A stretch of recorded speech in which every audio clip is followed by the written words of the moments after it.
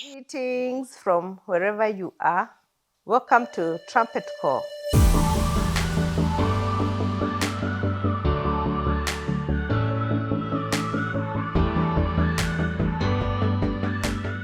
Today I'm excited to talk about heaven because one of the signature elements in Trumpet Call is episodes of heaven. The Lord gives me the privilege to visit heaven and narrate a number of things that I see there.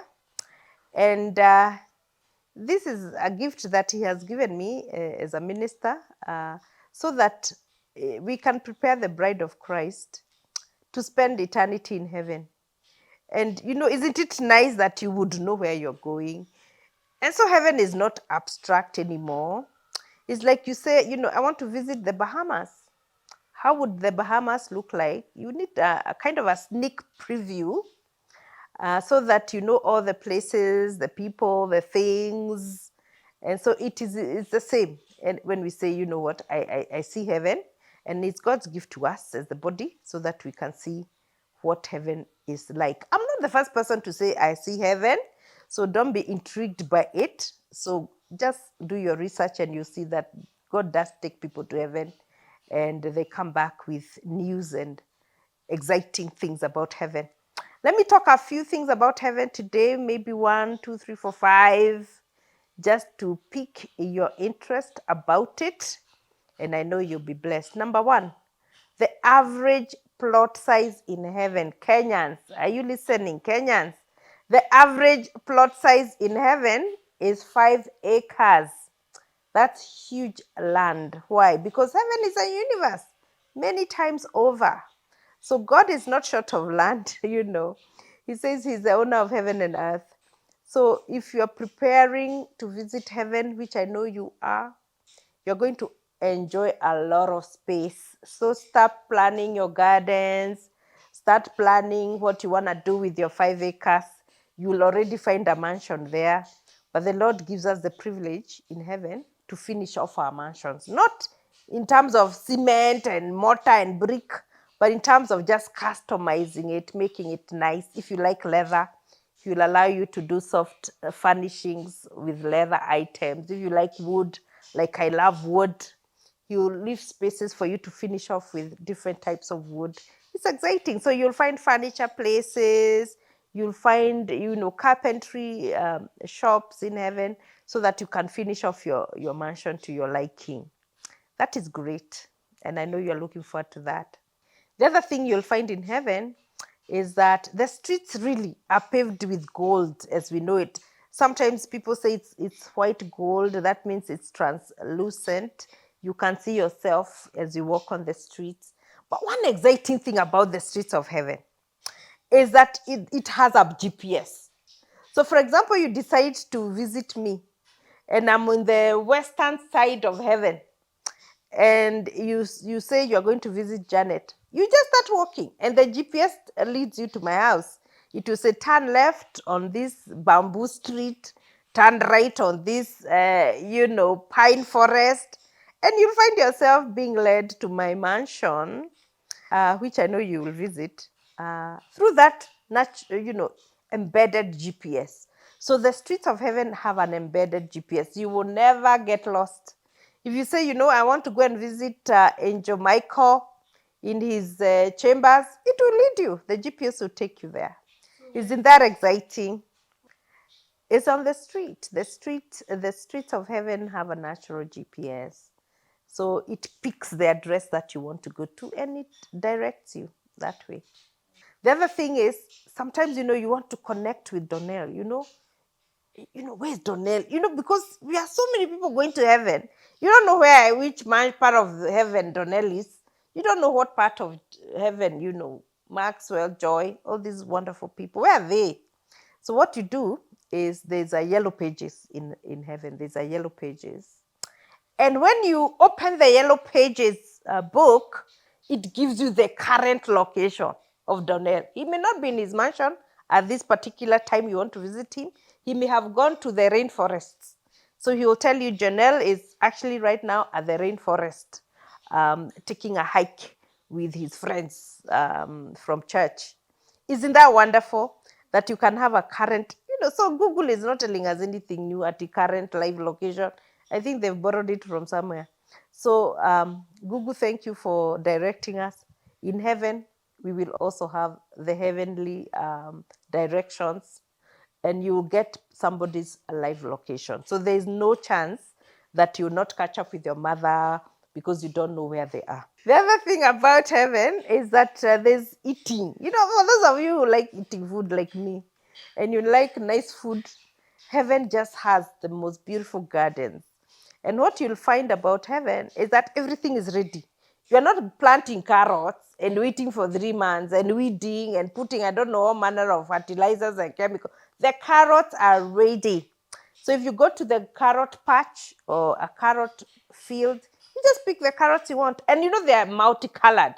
You want pink carrots, orange carrots, purple carrots, and you can just have, a wonderful meal just based on what you want to pick.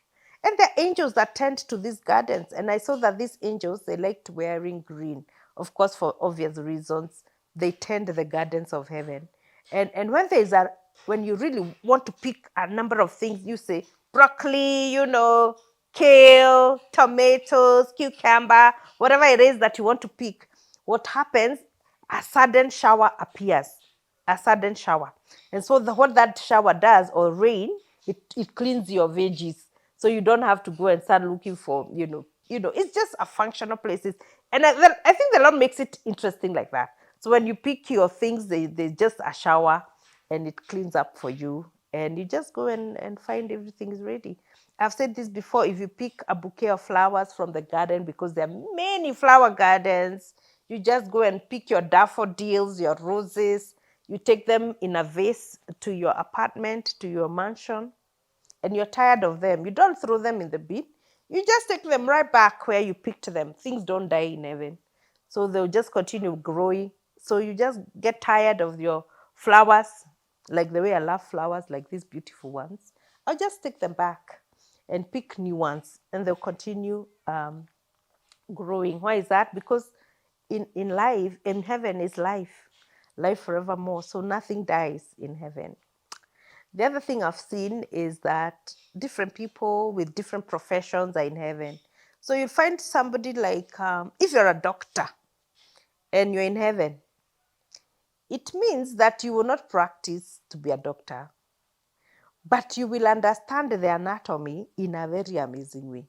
So you have a way to understand how God made the body, how he connected all the dots, how the body functions, and you'll be in awe because you will have an opportunity to ask questions. How did this work?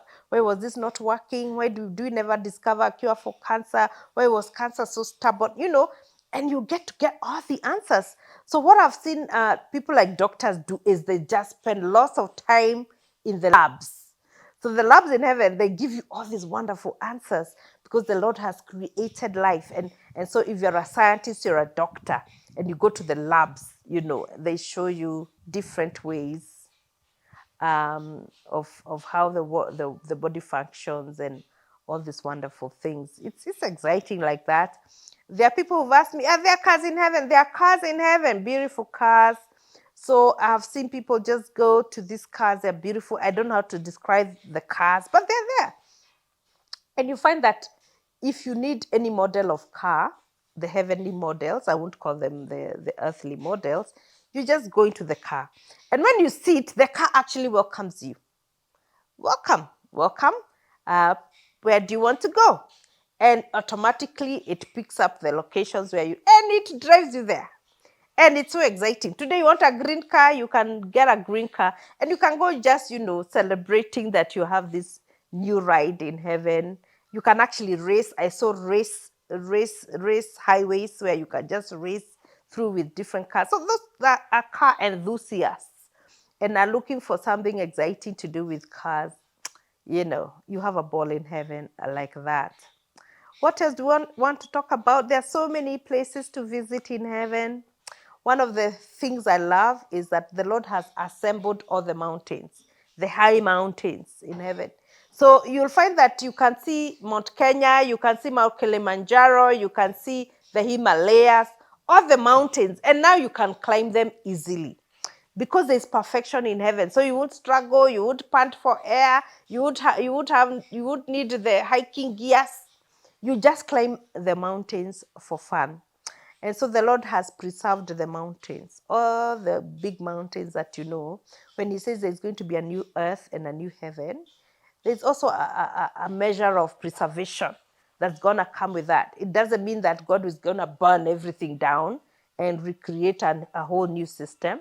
So you'll find that if you love mountain climbing and it just was never an opportunity to do so, it was on your bucket list, you can fulfill your bucket list in heaven by climbing all the mountains. All the mountaineers like myself, let's meet there and climb some of the top peaks there. Lastly, I just want to talk about some of the lonely people. I wouldn't say lonely in the sense that of the emotion of you feel lonely, but I have met golfers in heaven. And what God does is he makes the golfers to have their own golfing courses. That means part of your mansion is actually an 18-hole or a 9-hole golf course, depending on your taste. And I've seen that golfers in heaven, they teach people how to golf. Because not many people are golfers. Like, I'm not a golfer. So I'm not too worried because in heaven, I will learn how to golf and I have, the whole shebang of golfing there. But I realize that the golfers are very few. I don't know why. Maybe you can chat there and tell us why golfers are so few. So I'm encouraging as many golfers to give their lives to Christ because they will continue golfing in heaven and you'll teach many people how to golf. Are you excited to be in heaven? I just wanted to narrate a few of these things that I have seen. Keep tuned to Trumpet Call teachings and the episodes of heaven, and I'll be sharing so much more in the coming episodes. Karibuni sana, welcome. Karibuni sana, as I say in Kiswahili, and stay tuned. Thank you.